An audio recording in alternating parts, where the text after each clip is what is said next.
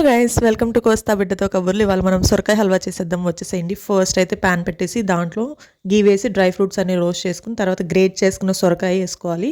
మీకు కావాలంటే క్యారెట్ కూడా వేసుకోవచ్చు. అండ్ సొరకాయ లోపల గింజలు పడేయకండి, హ్యాపీగా ఫ్రై చేసుకుని తినొచ్చు. నాకు ఇది చూస్తుంటే నేషనల్ ఫ్లాగ్ గుర్తొస్తుంది. మొన్న పెట్టుంటే చాలా బాగుండేది రిపబ్లిక్ డే రోజు.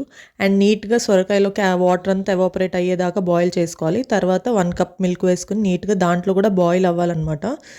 మీకు ఎంత క్వాంటిటీ తీసుకోవాలో తెలియకపోతే 4 కప్స్ గ్రేటెడ్ సొరకాయకి 1 కప్పు షుగర్, 1 కప్పు మిల్క్ అనమాట. మీరు కావాలంటే కోవా కూడా యాడ్ చేసుకోవచ్చు. నేనైతే ఓన్లీ షుగర్ యాడ్ చేస్తున్నాను. మా మమ్మీ డయాబెటిక్ కాబట్టి మమ్మీకి సెపరేట్గా తీసేసాను. వేరే షుగర్ యాడ్ చేస్తాను మమ్మీకి.